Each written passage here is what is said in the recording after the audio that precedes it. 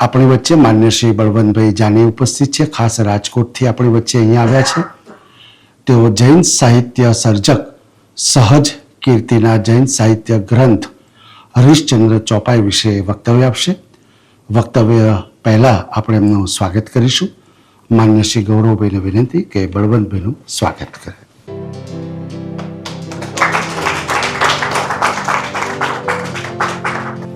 આભાર ગૌરવભાઈ. માન્ય શ્રી જાની સાહેબ એ સૌરાષ્ટ્ર યુનિવર્સિટીમાં ગુજરાતી વિભાગના વડા તરીકે વર્ષો સુધી સેવાઓ આપી. સાગર યુનિવર્સિટી મધ્યપ્રદેશમાં એમની સેવાઓ છે. તદુપરાંત ગાર્ડી રિસર્ચ ઇન્સ્ટિટ્યૂટ ઓફ ડાયોસ્પોરા એના હેઠળ એ ડાયોસ્પોરા સર્જકોનું સન્માન કરતા એવી સંસ્થાના એ ચેરમેન છે. અનેક સંસ્થાઓ સાથે તેઓ સંકળાયેલા છે. મધ્યયુગમાં ખાસ એમનું વિશેષ ખેડાણ છે. તદુપરાંત મધ્યયુગથી માંડીને અનુઆધુનિક યુગના તમામ સર્જકોમાં એમનું લાંબુ ખેડાણ રહેલું છે. તો ખૂબ તાળીઓના સન્માન સાથે માનનીય બળવંતભાઈ જાની સાહેબને વિનંતી, આપ આવો અને વક્તવ્યનો પ્રારંભ કરો.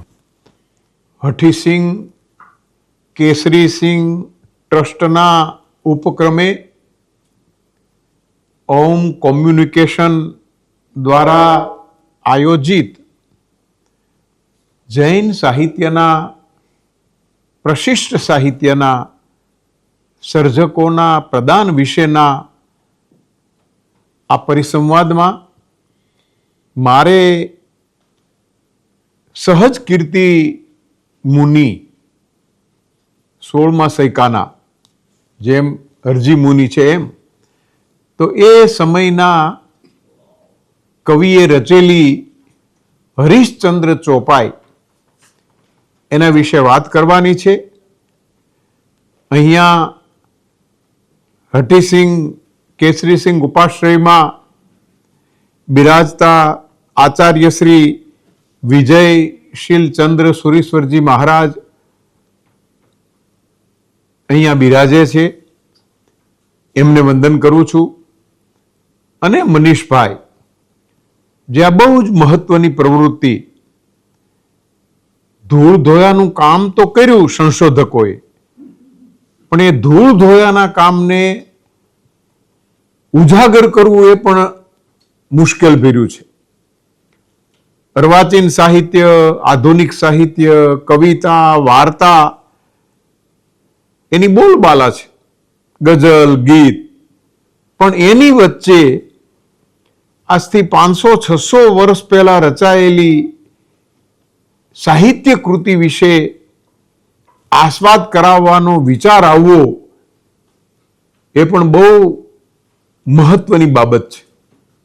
એટલે મનીષભાઈની ઓમ કોમ્યુનિકેશન દ્વારા થતી આ પ્રવૃત્તિને હું ખાસ અભિનંદન પાઠવું છું.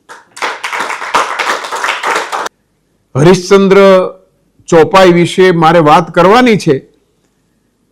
એ કૃતિ ઈસવીસન 1641માં રચાણી, એટલે કે 17મી સદીના પૂર્વાર્ધમાં રચાઈ ગયેલી કૃતિ આજે 21મી સદીના પૂર્વાર્ધમાં આપણે આસ્વાદીએ છીએ. હરીશચંદ્ર ચોપાઈ નામ તો પરિચિત છે આપણને પણ જૈન સાહિત્યની વિશિષ્ટતા એ છે કથાનકને પોતાના મૂલ્યબોધ, સાંપ્રદાયિક તાત્વિક પીઠિકા,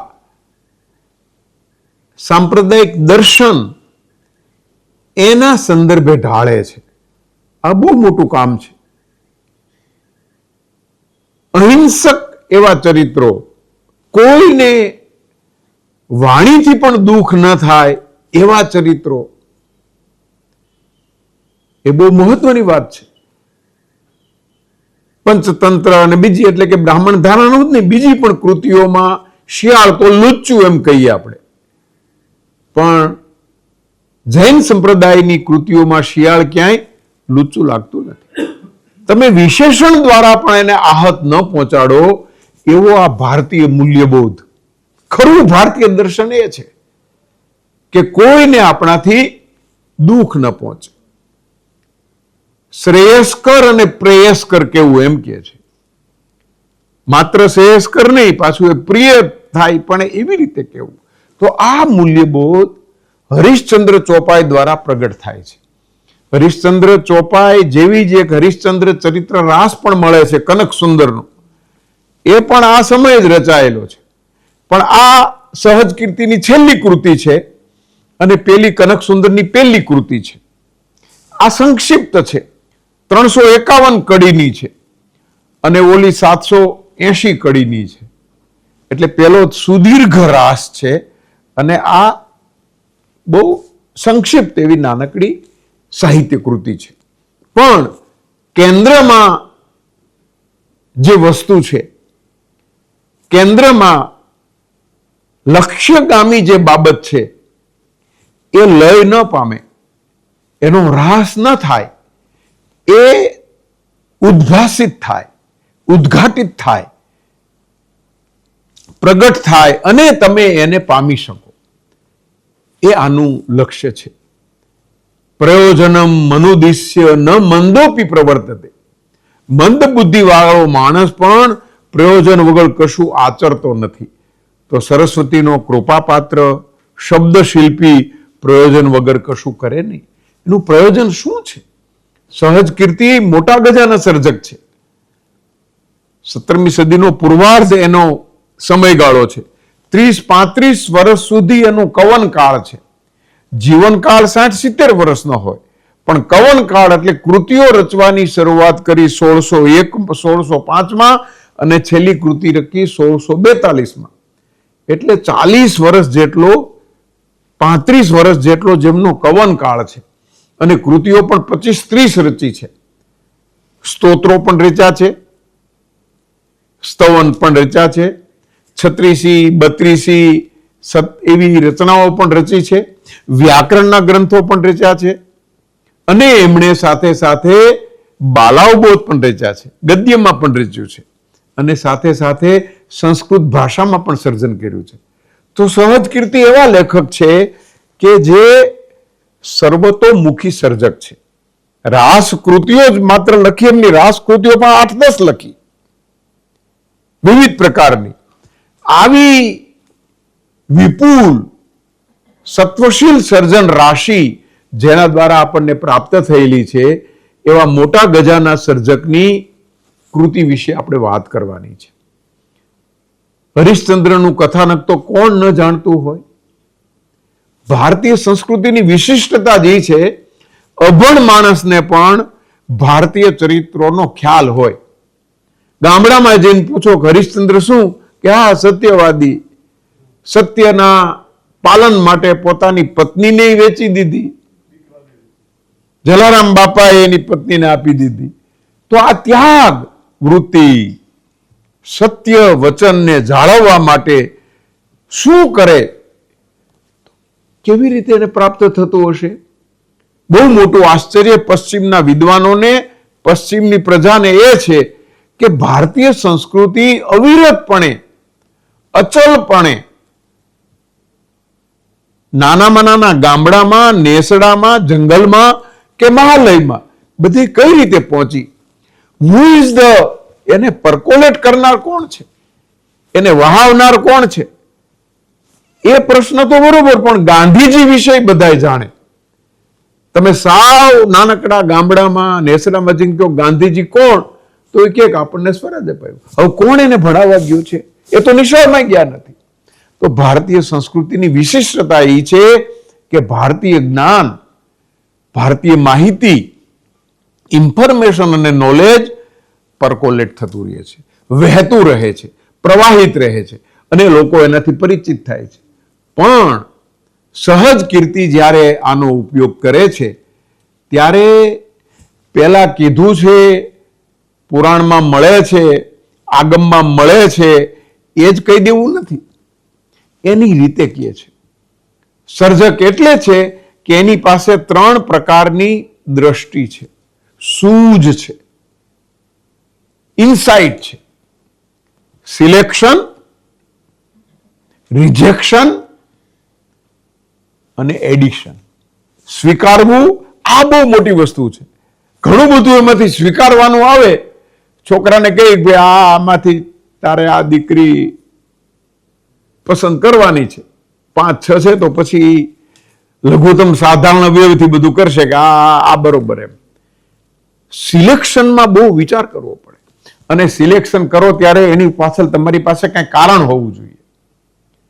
તો આ સહજ કીર્તિએ આ કથા સિલેક્ટ કરી, એમાં તો કારણ ખરું જ, પણ એ સિલેક્શનમાંથી અમુક અંશો સિલેક્ટ કર્યા, એટલે એને જે અનુકૂળ હતું, એને ઉચિત લાગ્યું, એને જરૂર લાગ્યું એટલું જ લીધું. નહીતર પહેલા એ તો 780 કડીની રચના રચી, એ કઈ ખોટું નથી કર્યું. એણે એની રીતે આખા કથાને વ્યાપક રીતે કીધી, પણ આણે સંક્ષિપ્તમાં બહુ ઓછી સમય સીમામાં કડીમાં કથાનકમાં વાતને કહી દેવાની હતી. એટલે અંશો સિલેક્ટ કરવા એના કરતા રિજેક્ટ કરવું એ ઘણું કપરું છે. શું છોડવું, શું કાઢી નાખવું, તમને ખબર પડવી જોઈએ કે આની જરૂર નથી. એ ખબર પડવી એ મોટી વસ્તુ છે. શું ગ્રાહ્ય અને શું ત્યાજ્ય, આનો વિવેક એ મોટી વસ્તુ છે. અને આનો વિવેક હોય એ જ સર્જક થઈ શકે. પણ સૌથી મોટી વસ્તુ ઉમેરણ, પોતાનું મૌલિક કંઈક ઉમેરવું જોઈએ, એટલે નકલ કરી ન કહેવાય. તો સહજ કીર્તિએ શું કર્યું કે હરિશ્ચંદ્ર ચોપાઈ આપણને એ સહજ કીર્તિની કૃતિ લાગે છે, એ પુરાણની કથા નથી લાગતી, એ કનક સુંદરની કથા નથી લાગતી, અને એ સહજ કીર્તિ લાગે છે. એનું કારણ એણે કથાને પોતાની રીતે કહી છે, પોતાની અભિવ્યક્તિના કૌશલ્યના જોરે એ આપણી ઉપર સ્થાપિત થાય છે અને આપણામાં સ્વીકૃત બની રહે છે. આપણે એને સ્વીકારીએ છીએ, આપણે એને નકારતા નથી.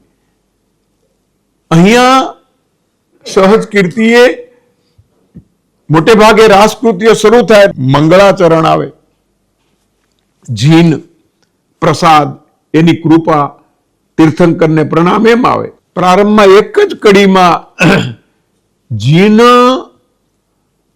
ભગવંતે મને વાણી આપી એમ કીધું છે. મને વાણી આપી છે, મને અભિવ્યક્તિ આપી છે, મને પ્રસ્તુતિ આપી છે, એને પ્રણામ કરું છું, અને મેં આવી એની કૃપાથી કૃતિઓ રચીશ. એટલે તમે જુઓ, પેલી ઢાળ શરૂ થાય એ પહેલા 12 દુહામાં આ વાત કરી, મેં કઈ કૃતિ રચી છે, કઈ કૃતિ. પોતાના સર્જનની વાત કહીને કથાની શરૂઆત કરવી એ આ પહેલો કવિ છે. એ એનો આત્મમોહ નથી, એની આત્મરતિ નથી, પણ એ કહે છે કે આટલી બધી મારી ઉપર કૃપા થઈ છે, અને મેં આવા ભગવંતો વિશે, આવા શ્રેષ્ઠીઓ વિશે આવી વસરાજ ચોપાઈ પણ રચી છે. એટલે લૌકિક કથાનકો પણ રચ્યા છે, ધાર્મિક ચરિત્રના કૃતિઓ પણ રચી છે, અને પ્રાસંગિક એ સમયના મુનિ ભગવંતો અને શ્રેષ્ઠીઓની કૃતિઓ પણ રચી છે. તો આવા સર્જક શરૂઆતના 12 દુહામાં પોતાની સાહિત્યિક સેવાની વાત કરીને, અને રાસકૃતિ છે એટલે રાસની જ વાત કરી છે. બાકી એણે નામકોશ પણ રચ્યો છે, કોશ પણ રચ્યો છે. તો આવા વ્યાકરણ રચનારા, કોશ રચનારા, સ્તવન રચનારા સહજ કીર્તિ રાસકૃતિઓની યાદી આપે છે. અને એ રાસકૃતિઓ પણ 8-10 બધી કૃતિઓની, એટલે આપણને ખ્યાલ આવે છે કે એમની અંતિમ રાસકૃતિ આ છે, અને અત્યાર સુધીમાં આ કૃતિઓ એમને રચેલી છે. મોટી વસ્તુ સહજ કીર્તિની બીજી એ છે કે એ દુહા, ચોપાઈ નો બંધ સ્વીકારે છે. એની પાસે અભિવ્યક્તિનું સ્વરૂપ છે, અને આપણી સાહિત્યિક કૃતિઓ રચાણી છે પદ્યમાં, બેને કહ્યું. પછી સુભાષિતો હોય કે પ્રાકૃત અભભ્રંશની ગાથા હોય કે પછી આમાં દુહા ને ચોપાઈ. દુહો 1200 વર્ષથી પ્રયોજાય છે, પ્રાકૃતમાં અભ્રંશમાં પણ મળે છે, સંસ્કૃતમાં સુભાષિત કહે છે. એ જ બંધનું આ અભિવ્યક્તિ છે. એટલે ભારતીય સાહિત્યની અભિવ્યક્તિનું સ્વરૂપ લઘુ છે, 2 પંક્તિની કડીમાં જ બધું કહી દે. પછી છકડિયા દુહા એવા 6 પંક્તિના, પણ 2 પંક્તિમાં બધું કહી દે. સુભાષિત હોય કે ગાથા હોય કે પછી દુહો હોય. સહજ કીર્તિ પણ એમના 8-10 સ્તવન કાવ્યો, બાલાવબોધ, વ્યાકરણ ગ્રંથો, સંસ્કૃતના ગ્રંથો અને આ રાસકૃતિઓ દ્વારા આપણને ખ્યાલ આવે છે કે બહુ મોટું કામ એના સમયમાં કરી ગયા. એની આયુષ્યની સીમામાં એણે 21-22 જેટલી કૃતિઓ આપી.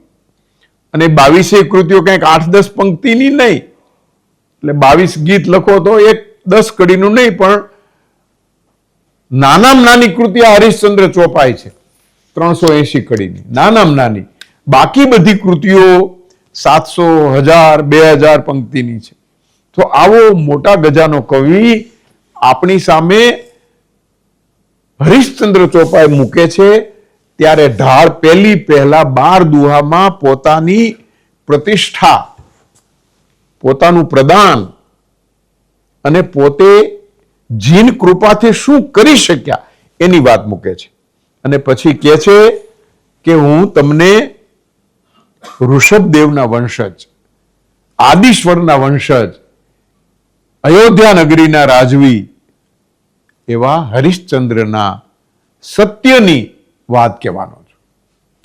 સત્યપણાને ટકાવી રાખનારા, સત્યને જીવનમાં સ્વીકારીને જીવનારા, આચરનારા અને એના પ્રતિબદ્ધ, કટિબદ્ધ એવા પ્રસંગોની વાત કરવાનો છું.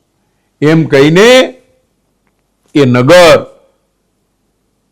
પોતાના આવા આચાર વિચારને કારણે, સત્યવાદીપણાને કારણે કહેવા એ માગે છે કે તમે સત્યનું આચરણ કરો તો તમે જ સુખી થાવ એમ નહીં, તમારી આજુબાજુના લોકો પણ પ્રસન્ન થાય. એટલે કે છે રોગ શોગ પર નંદા ઈતિ અલગી નાટી સકલ કુનીતિ. એ નગરમાં એને કારણે કુનીતિ નહોતી, કોઈ રોગિષ્ટ નહોતું, કોઈ ચોર આવતા નહીં, અને લોકો એના બારણા ખુલ્લા રાખીને બધા રહેતા હતા. સત્યવાન રાજા, સત્ય ચરિત્રને આચરનારો રાજા હોય કે કોઈ પણ વ્યક્તિ હોય તો એની આજુબાજુનું વાતાવરણ, એના આશ્રિતો, એના મિત્રો પણ સુખી થાય. તો સત્યની વાતને સહજ કીર્તિ કેટલી લંબાવે છે. હરિશ્ચંદ્ર પૂરતી મર્યાદિત નથી કરી નાખી, તારામતી પૂરતી મર્યાદિત નથી કરી નાખી, રોહિદાસ પૂરતી મર્યાદિત નથી કરી, સમગ્ર નગર સુધી લંબાવે છે, મિત્રો સુધી લંબાવે છે. અને એને કારણે આ પરિસ્થિતિ થાય એવું એ કહે છે. પછી એ નગરમાં એના આચરણને કારણે શું શું હતું એ સ્થિતિ કહે છે. પણ દરરોજ રાજ કચેરી ભરીને બેસતા હતા અને કોઈની કાંઈ ફરિયાદ હોય સાંભળતા હતા અને તરત એનું નિરાકરણ કરતા હતા, પોતે જ. મંત્રીઓ દ્વારા નહીં, પ્રધાનો દ્વારા નહીં, સોંપીને નહીં, સ્વ પોતે જ. આ નવી વાત આવે છે.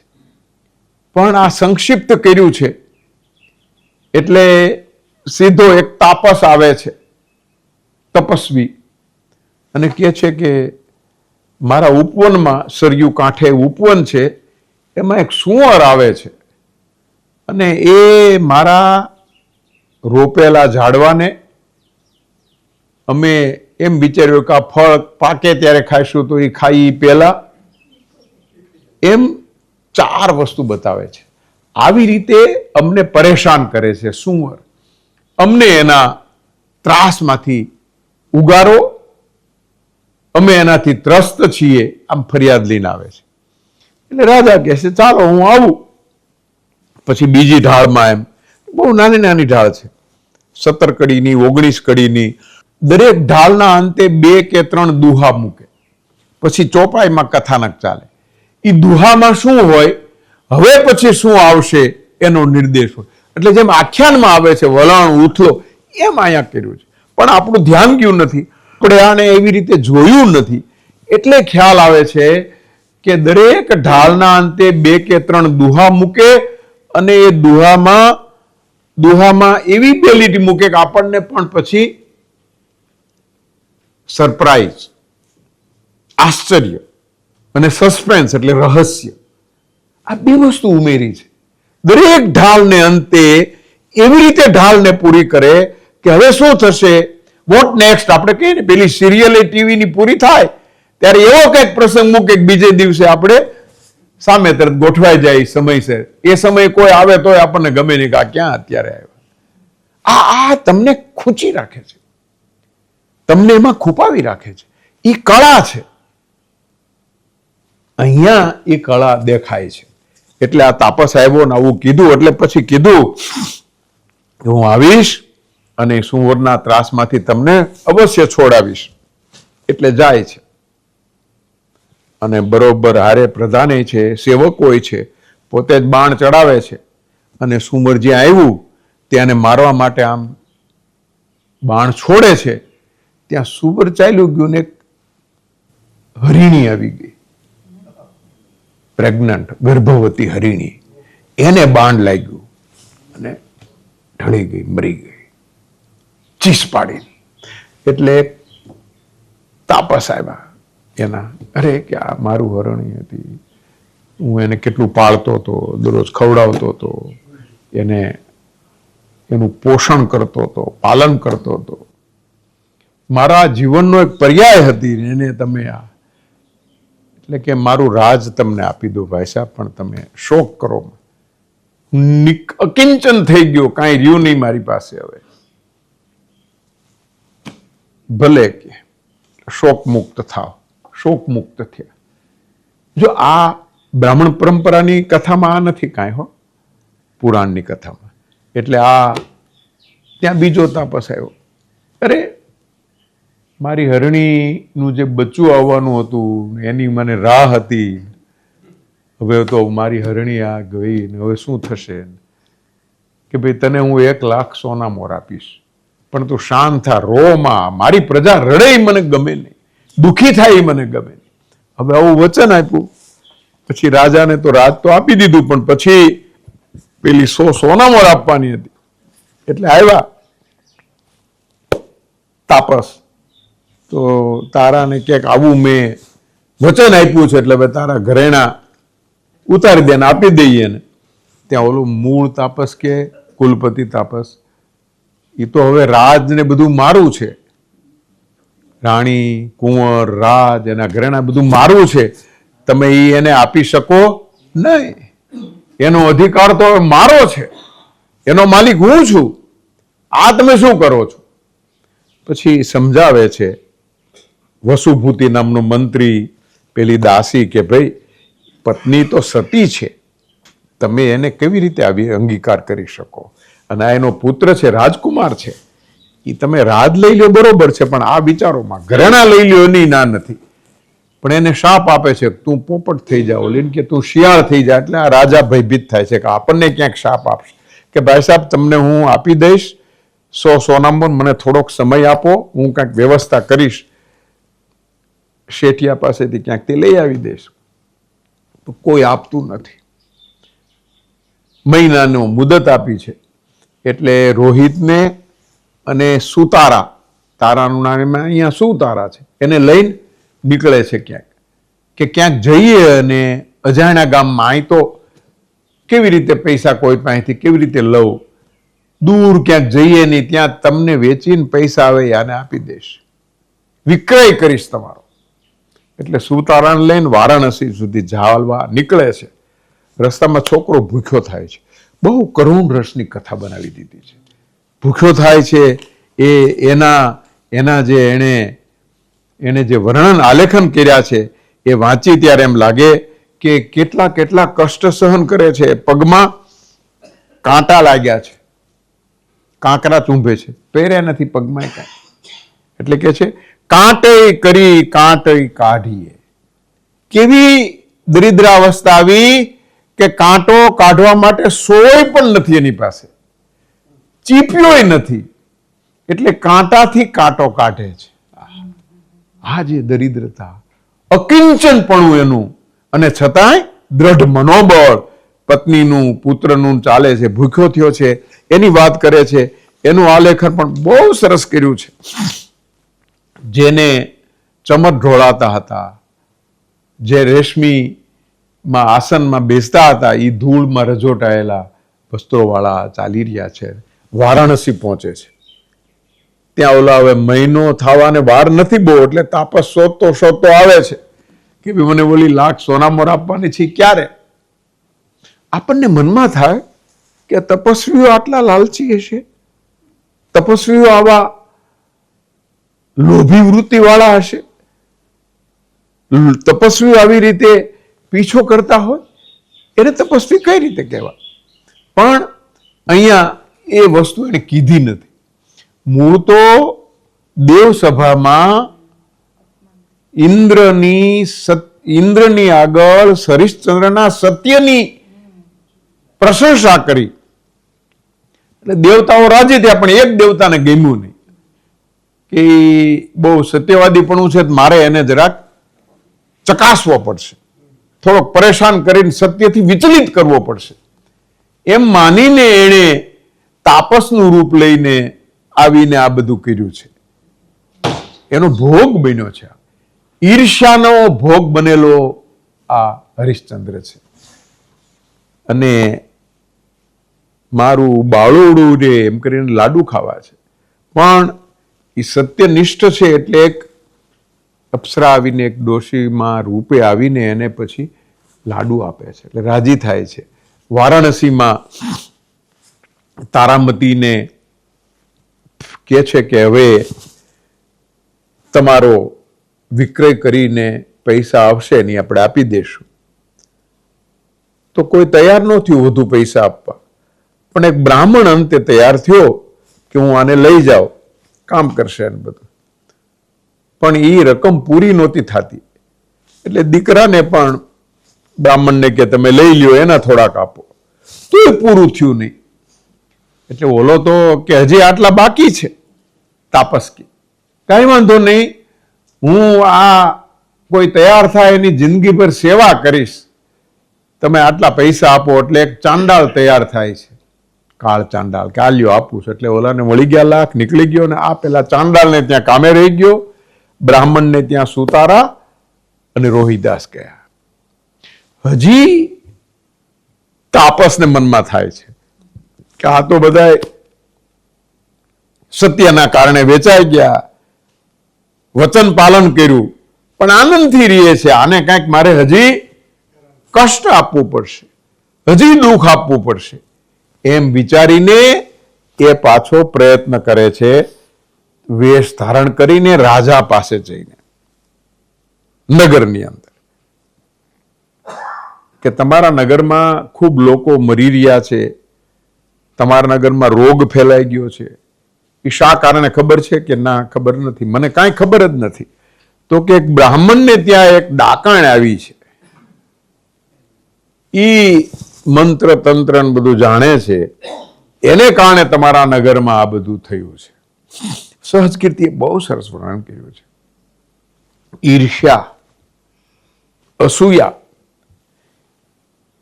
તમને કેવા કામ કરવા તરફ પ્રેરે છે, અસૂયા તમને કેવા દુરાચારી બનાવે છે. એ કેવું છે? આમ તો ધ સરફેસ સ્ટ્રક્ચર તો આ છે, પણ અંદરનું જે deep structure of the text છે એ છે કે ઈર્ષ્યા તમને કેવા વરવા કામ કરવા તરફ વાળે છે. શું વરવાળી? બીજી ઘટના, આ આચાર કેવા આચરણ તરફ વાળે છે. ઈર્ષ્યા શું છે એની વાત કેવી છે. અકારણ તમે પરેશાન કરો છો. શું કારણ હતું? હરિશ્ચંદ્રનો કાંઈ દોષ નહોતો. તો અકારણ ઈર્ષ્યાનો ભોગ બનતું આ માનવ સમુદાય છે.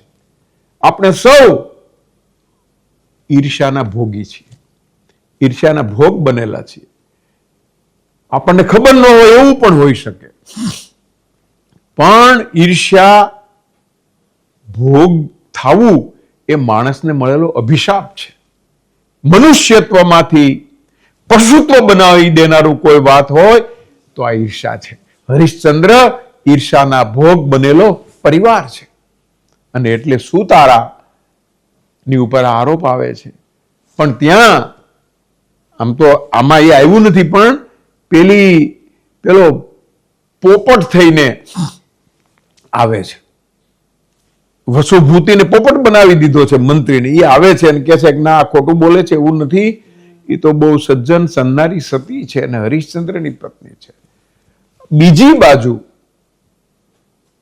પરીક્ષા કરવી છે એટલે રાજાનો પુત્ર ને એક તાંત્રિક પત્ની સહિત એના શયન કક્ષમાંથી ઉપાડી જાય છે અને પછી રાજાના પુત્રને ઊંધે માથે લટકાવે છે અને કહે છે કે હમણાં સ્નાન કરીને આવું છું, મારે તંત્ર મંત્ર વિદ્યા સિદ્ધ કરવી છે ને આનો હું હોમ કરીશ અને તારે સાક્ષી બનવાનું છે, એમ એની પત્નીને કહે છે. એટલી રડતી હોય છે. એ આ ચાંડાળ હરિશ્ચંદ્ર સાંભળી જાય છે, રુદન. એટલે આવે છે, શું છે બેટા, કેમ રડે છે? કે મારા પતિને અહીંયા ટાંગ્યો છે, એક તાંત્રિક સ્નાન કરવા ગયો છે, હમણાં આવીને એના અંગના ટુકડે ટુકડા કરીને એને હોમી દેશે. પણ કોણ છે? કે હું તો આ એની પત્ની છું. પેલા પાસે જાય છે કે હું રાજપુત્ર છું, રાજાનો પુત્ર છું. પોતે ઊંધે માથે ટીંગાઈ જાય છે અને પેલાને છોડાવી દે છે. જાય છે ત્યાં પેલો આવે છે. આ બાજુ રોહિતને ઉપવનમાં સર્પ કરડે છે, મૃત્યુ પામ્યો છે. એને અગ્નિદાહ દેવો છે અને અગ્નિદાહ દેવા માટે ક્યાં આવે છે? અહીંયા આવે છે. પણ એની પાસે ખાપણ નથી. આમાં બહુ દેશી નામમાળા છે, એમાં આપેલા શબ્દો આમાં ખૂબ છે. ખાપણ એટલે મૃત્યુ પામેલા શબને ઉપર ઓઢાડેલું વસ્ત્ર, આની પાસે છે નહીં. અને ખાપણ તો આની પાસે હોવું જોઈએ. ખાપણ વગરના શબને હું બાળવા ન દઉં, કારણ કે મારે મારા માલિકને ખાપણ આ આવેલું વસ્ત્ર આપવાનું છે અને બાળું તો એ ખાપણ હું લઈ ગયો એમ માને. કેટલી કસોટી કરી છે. પણ આ બધા સહજ કીર્તિના સર્જક પ્રતિભાના નમૂનારૂપ બાબતો છે. એટલે એ કે છે નથી ને આ ને એ જે બીજી બાજુ તરત જ પેલી દાસી હતી એને શિયાળ બનાવી દીધું છે. આવે છે અને આ શું છે એની વાત કરે છે. આ ટીંગાઈ ગયો છે. પેલો તાંત્રિક આવે છે અને એના અંગ કાપીને હોમવા છે, પણ અંગ કાપે છે ત્યાં સત્યના પ્રભાવે અંગ કપાતું નથી. કપાઈ ગયેલું અંગ પાછું પ્રાપ્ત થાય છે. ત્યાં ચાંડાલ આવે છે કે શું છે? કે આને ખાપણ નથી એટલે હું અગ્નિદાહ દેવા દેતો નથી. આકાશમાંથી પુષ્પવૃષ્ટિ થાય છે. સત્યનું પાલન કરનારા, સત્યનું આચરણ કરનારા, સત્યને વળગી રહેનારા, સત્યમ પરમ ધીમહી એમ મારનારા હરિશ્ચંદ્ર, તમારી ઉપર અમે પ્રસન્ન થયા છીએ. દેવતાઓ બધા પુષ્પવૃષ્ટિ કરે છે.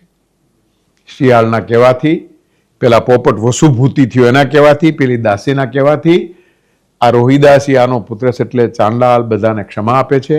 રાજા ક્ષમા પ્રાર્થે છે અને એને લઈ આવે છે નગરમાં અને પ્રતિષ્ઠિત કરે છે. આટલા બધા તાવણીમાંથી પસાર થયેલો હરિશ્ચંદ્ર, એની વાત એ માત્ર વાત નથી. આખી કૃતિની મહત્તા, સિલેક્શન રિજેક્શન તો ખરી, પણ એ ઉપરાંત આ કૃતિ ગુજરાતી ભાષાનું ઐતિહાસિક વ્યાકરણ, historical grammar of the Gujarati language, એ તમને ઉદાહરણ આપ્યું, પંક્તિ બોલી, કાંટઈ કરી કાંટા નહીં કાઢઈ. એટલે પ્રત્યયો ઈકારાંત, ઓકારાંત, ઉકારાંત હજી લાગ્યા નહોતા. કાઢ ઈ એમ લખ, કાઢી એમ નથી કહેતા, કાઢવું. મારી દ્રષ્ટિએ ભાયણી સાહેબે ગ્રામર તો રચ્યું 15મી શતાબ્દી સુધીનું, પણ પછી આ જૈન સાહિત્યની કૃતિઓ એટલી બધી મળે છે કે તમને સૈકાનું નહીં, દાયકાની કૃતિઓ મળે છે. આની જ કૃતિ 1601ની વાંચો અને 1645ની વાંચો એટલે ભાષાના રૂપો કેટલા બદલાણ એનો ખ્યાલ આવે. અને એટલું જ નહીં, આ ઉપવનની વાત કરે છે ત્યારે કે વાડ ચીભડા ગળે આપણે કહેવત કહીએ છીએ, એ આવે છે. રક્ષક ભક્ષક બન્યા એ કહેવત આવે છે. રૂઢિપ્રયોગો અને કહેવતો લગભગ દરેક ઢાળમાં છે. અને આ ખાપણને મેં કીધું દેશી શબ્દો છે. તો ગ્રામર ઉપરાંત જૂની ગુજરાતી ભાષાની લઢણો આજનું નથી. વાડ ચીભડા ગળે નથી ગળતી એમ નહીં, પણ એ 15મી સદીમાં પણ ગળતી હતી, એટલે એને આવો પ્રયોગ કરેલો. એટલી મોટી વાત ગુજરાતી ભાષાની પરંપરા હેમચંદ્રાચાર્ય સાચવી, પણ આ લોકોએ કવિતામાં એને વિનિયોગ કરીને સાચવી, એ બહુ મોટું કામ છે. અને ત્રીજું સૌથી મોટું કામ તો ઢાળ છે. આમાં ઢાળ માટે શું કરે? આપણે કેમ કે ભેટે ઝૂલે છે તલવાર એ ઢાળ, એટલે આપણને એ ખબર હોવી જોઈએ કે ભેટે ઝૂલે છે તલવાર કેમ ગવાતું હતું. ગાનનો ઢાળ મનમાં હોય, એ ઢાળમાં આ આખી ઢાળ રચી છે એમ કહે છે. એટલે વવે વગવા મોટા ખોરડા કેમ ગવાતું આપણને ખબર હોય તો જ. તો એ જમાનાની પ્રચલિત લોકગીતની પંક્તિઓ એ મૂકી છે. એમાં એક ઢાળ જે મને બહુ ગમી ગઈ, કાન્હા પ્રીતિ લાગી રે. તો આ ધ્રુવ પંક્તિ વાળું લોકગીત 17મી સદીમાં પણ હતું. લોકગીતનો કાળ નિર્ણય કરી શકીએ. લોકગીત તો ક્યારે રચાણું કોઈ કહેતું જ નથી, પણ લોકગીતના ઢાળ એ સમયે પ્રચલિત હશે એટલે એને એ રાગમાં આખી કવિતા રચી 19 કડી. પણ એ કેટલું જૂનું છે તો ઢાળમાં પ્રયોજાયેલી ગીતની પંક્તિઓ એ જમાનાના પ્રચલિત લોકગીતોના પંક્તિઓ છે. અને એને કારણે આપણને આજે પ્રચલિત ભાયણી સાહેબનો એક નિબંધ છે, સંશોધન રિસર્ચ પેપર છે, એનું ટાઇટલ એવું છે, ગુમાવેલા લોકગીતો, લોસ્ટ ફોક સોંગ. એટલે મેં કીધું ભાયણી સાહેબ એટલા વિદ્વાન, પણ એને આપણે આવા પ્રશ્ન કરી શકીએ. ભાયણી સાહેબ આ ટાઇટલ મિસલીડિંગ છે, ગેરમાર્ગે દોરનારું છે. એટલે ખીજાણ, કેમ મેં ગેરમાર્ગે કઈ રીતે? મેં કીધું લોસ્ટ હોય, જો ગુમાવેલા હોય તો એ લોકગીતો વિશે વાત કરી શકાય કેવી રીતે?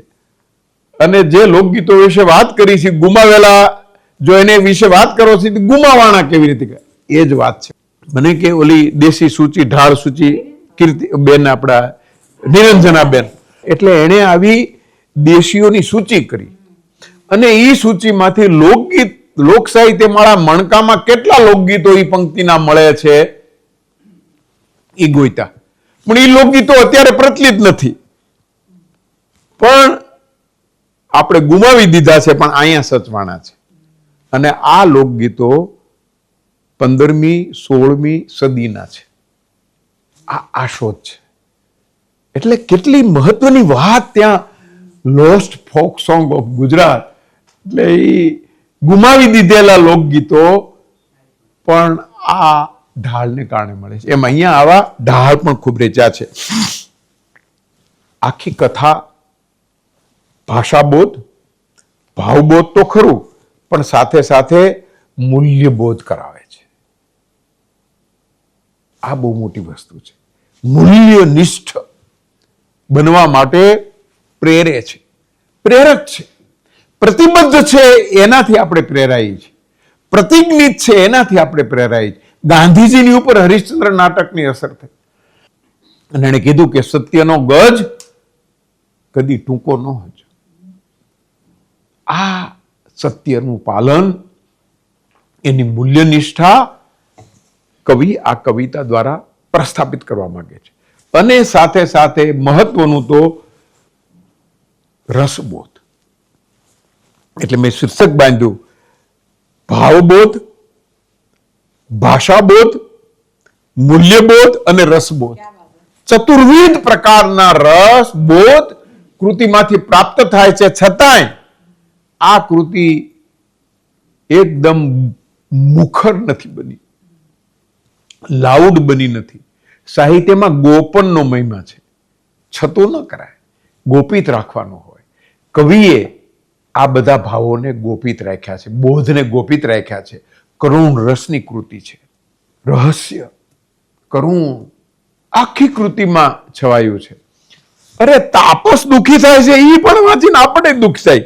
ઓલો તો નાટક કહે છે દાખલા તરીકે, પણ એની દુઃખી હૃદય રોડવાની વર્ણન એવું કર્યું કે આપણે દુઃખી થાય કે આહા કેવો પશુ પ્રેમી છે આ તાપસ. આ તાપસ કેવો જીવદયા વાળો છે. આવી વાત આપણા મનમાં આવે. રોહિતની લાડ નથી કરાવી શક્યા એનું દુઃખ, તારામતીનું દુઃખ, તારામતીની વિપત્તિનું દુઃખ, રાજાનું દુઃખ, બધું દેવું પડે છે, સમજાવવા પડે છે, નમ્રતાથી વિનવવા પડે છે. પેલી તાંત્રિકની જાળમાંથી છોડાવે છે. તમે વેચાઈ ગયા છો પણ તમારું સત્ય વેચાણું નથી. આ વસ્તુ મોટી છે. તમે કોઈકને આશ્રિત થયા છો પણ તમારે આશ્રિત તો સત્ય છે. અને સત્ય બોધ, મૂલ્ય બોધ રૂપે પ્રાપ્ત એવી રીતે કરે છે, વર્ણવે છે કે આપણને એમાંથી રસાનુભવ થાય છે. કરુણ રસની અંદર આપણે ડૂબી મરીએ છીએ. આખી કૃતિ મૂલ્યને પ્રગટાવતી છે. આખી કૃતિના કેન્દ્રમાં જ મૂલ્ય છે અને મૂલ્યને સંક્રમિત કરવા માટે એક એક પછી બધી ઢાળ આવે છે. આ દરેક ઢાળમાં ભાવને ટકાવી રાખવો, સંક્ષિપ્ત કરી છતાંય કથા ખંડિત થઈ છતાંય તમને ખંડિતતાનો અનુભવ થતો નથી. આ વસ્તુ મોટી છે. કનક સુંદરની કૃતિ વાંચી એટલે ખબર છે, આગમમાં હરિશ્ચંદ્રની જૈન કથા છે એટલે ખબર છે, પણ આવું સંક્ષિપ્તીકરણ કર્યું છતાંય આમાં પેલી વાત આવતી જ નથી. શિયાળ થઈ ગયું, પોપટ થઈ ગયું, કે પેલા ઇન્દ્રની સભામાં થયું એટલે એ કોઈ વાત આવતી નથી. પ્રેમાનંદ માટે કહેવાય છે ને કે ચાલ્યો જાવ સીધે શેરડે, સીધી ગતિએ ચાલ્યો જાવ. એટલે મલ્ટી ટેક સ્ટોરીને સિંગલ ટ્રેક સ્ટોરી બનાવી નાખી. બહુ અઘરું છે. ઘણા બધા પરિમાણ હતા, એમાંથી એક પરિમાણ પસંદ કરીને એ રસ્તે જ ચાલીને કૃતિને આલેખી, કૃતિને વિકસાવી અને કૃતિને પૂરી કરી. આ કળા સાધનાની, ઉપાસનાની છે, પણ સાથોસાથ એની ભાષા પ્રીતિ, એનો ભાષા પ્રેમ, દુહાનું બંધારણ, ક્યાંય લય તૂટે નહીં એમ નહીં, ક્યાંય પ્રાસ પણ તૂટે નહીં. દાખલા તરીકે મેં જે પંક્તિનું ઉદાહરણ આપ્યું તે કીધ દીધ એમ એ રીતે પાસ આવે છે. પણ સૌથી મોટી વિશિષ્ટતા તો એ છે કે આટલો મોટો સંસ્કૃતનો જ્ઞાતા, સંસ્કૃત ભાષામાં કૃતિઓ રચી છે, એ સંસ્કૃતજ્ઞ છે એ આપણને ખબર પડી જવી જોઈએ. કારણ કે એને સંસ્કૃતમાં, અને આ તો દેશી ભાષામાં રચી છે આખી કૃતિ. રૂઢિપ્રયોગો કીધા પણ એમાં વચ્ચે વચ્ચે સંસ્કૃત સુભાષિત મૂકે છે. આ એની બહુ મોટી મહત્તા છે કે સંસ્કૃતનું એનું જ્ઞાન ધીરે ધીરે સમર્યાર્ય સત્વમ રક્ષમ વિવેકીભી સમાપન્ને નિજ પ્રાણ સંશયે સમુહિત પતિ હિ તથા. સંસ્કૃત શ્લોકને વચ્ચે ગૂંથી લીધા છે. રૂઢિપ્રયોગો ગૂંથવા એની સાથે અનુસંધિત હોય, પણ એક કડી બીજી કડી વચ્ચે સંસ્કૃત સુભાષિત મૂકી દેવું, રચીને, ક્યાંયથી લઈને નહીં. અને એ પેલા ભાવને વધારે પુષ્ટ કરનારું હોય. કવિ ભાવ સબળતા, ભાવને તમારામાં સંક્રમિત કરવા માટે કે ધીરે ધીરે ધૈર્ય ધારણ કરીને આ બધું એણે કર્યું. અધીરો ન થયો. એને ઓલાને એમ ન કીધું કે ભાઈ મારાને 1 લાખ દેવાના સોનાર એટલે હજી તું મને થોડાક વધારી દે, એમ ન કીધું. આ જૈન સાહિત્યની વિશિષ્ટતા છે. આવી હિંસા પણ ન કરાય. અંતે ખૂટ્યા તો પોતે પગાર લઈ લીધો, એડવાન્સ અને આપી દીધો. તો આ જે શનૈ ધીરે ધીરે વિવેક જાળવીને ક્યારેય વિચલિત ન થયો, આ મોટી વસ્તુ છે. વિચલિત થાય છે કસોટીની ક્ષણે, તમે વિચલિત ન થાવ, એ તમારી શક્તિ છે, એ તમારું વ્યક્તિત્વ છે, એ તમારા વ્યક્તિત્વની ખરી સિદ્ધિ છે. તો આમ સંસ્કૃત ભાષાને, દેશી ભાષાને, રૂઢિપ્રયોગોને પ્રયોજવા, આવો ગ્રાહ્ય ત્યાજ્ય ઉમેરણ વાળો કથાનક સર્જવું, એટલે કથન કળાનું સ્વરૂપ સહજ કીર્તિનું એવું છે કે આપણે એને સર્જક કહેવો પડે છે. આપણે એમ કહેવું પડે છે કે હરીશચંદ્ર ચોપાઈના રચયિતા છે, એમ નથી કહેતા કે આગમની કથા છે. તો કૃતિનું સ્થાનાંતરણની રૂપાંતરણ કરી નાખવાની જે કળા છે, એ આ 4 રીતે સહજ કીર્તિએ પ્રગટાવી છે.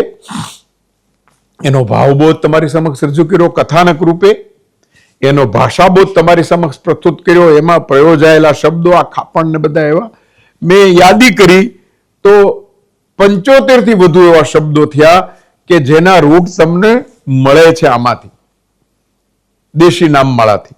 પણ એમ લાગે છે કે આ સંપાદક છે એ પણ ઘણા જેને કહેવાય કે શાસ્ત્રીય છે. એ સંપાદક છે શ્રીમદ વિજય યોગ તિલક સુરીશ્વરજી. એટલે કોઈ પ્રોફેસર કરે એવું આ સંપાદન થયું છે. આમ લાગે કે આ ધર્મ સંપ્રદાયની ચોપડી છે, પણ લાગે છે ના નહીં, પણ અધિકૃત વ્યક્તિએ એનું સંપાદન કર્યું છે. અર્થો ક્યાંથી કોઈટા તો એના નામ આપે, જયંતભાઈ કોઠારીનું ભગવત ગોમંડલ, રાજસ્થાની શબ્દકોશ, જ્યાંથી શબ્દોના અર્થો મળ્યા એની યાદી પણ આપી, અને જે શબ્દોના અર્થ ન સમજાયા એ પાછા લીટી પણ કરી. એવું શ્રદ્ધેય શાસ્ત્રીય અભિગમ વાળું આ સંપાદન છે. કૃતિ પણ ઘણી બળકટ છે, અર્થપૂર્ણ અને હૃદયસ્પર્શી કથન કળા છે. The mode of presentation of the text એવું છે કે આપણને પકડી રાખે છે. હું જોતો, તમે બધા સાંભળતા હતા, કોઈ આમ વિચલિત ન થયા, ઉભા થાય કે આડા થાય કે કેમ? કારણ કે આ કૃતિ જ એવી રસપ્રદ છે કે એમાં તમને રસ પડે છે, એનું આલેખન જ એવું રસપ્રદ છે. તો આવી એક મહત્વની કૃતિ હવે મુદ્રિત થઈ છે, આપણા અભ્યાસનો, આપણા આસ્વાદનો વિષય બનશે. અને મને પૂરી શ્રદ્ધા છે કે રાસના સ્વરૂપને આવા સર્જકે માત્ર વહેતું નથી રાખ્યું, સમૃદ્ધ કર્યું છે. પ્રવાહ વહે, એમાં થોડુંક પાણી નાખો એટલે ચાલે, પણ ના, એમાં એવું કંઈક ઉમેરણ કરો કે એ પ્રવાહ સમૃદ્ધ બને. સહજ કીર્તિએ આ હરીશચંદ્ર ચોપાઈ દ્વારા રાસ સાહિત્યના સ્વરૂપને સમૃદ્ધ કર્યું છે. તો આવા એક મહત્વના સર્જક વિશે મનીષભાઈએ આ ધર્મલાભ નો સમય આપ્યો એની પ્રસન્નતા સાથે આપ સૌને માટે પણ સદભાવ ઈચ્છીને, તમારા સૌના કલ્યાણ માટે પણ પ્રાર્થના કરીને મારા વિચારને વિરામ આપું છું. નમસ્કાર. માન્ય શ્રી બળવંતભાઈ જાની સાહેબના વક્તવ્યથી આપણને કંઈ વિશેષ પ્રાપ્તિ થઈ હોય તો ખૂબ તાળીથી એમનું સન્માન કરીએ. જાની સાહેબ, આપને વંદન, આપનો આભાર. બંને વક્તાઓને વંદન, બંને વક્તાઓનો પુનઃ આભાર. આપ સૌ સમય ખર્ચીને આવ્યા એ માટે આપનો આભાર. આ કાર્યક્રમની નોંધ જે કે ગુજરાતી અંગ્રેજી અખબારો લીધી એ તમામ અખબારોના તંત્રશ્રી, રિપોર્ટરશ્રી, ફોટોગ્રાફરશ્રીનો આભાર. એક સમૂહ તસ્સો લીધા બાદ કાર્યક્રમ પૂર્ણ જાહેર થશે.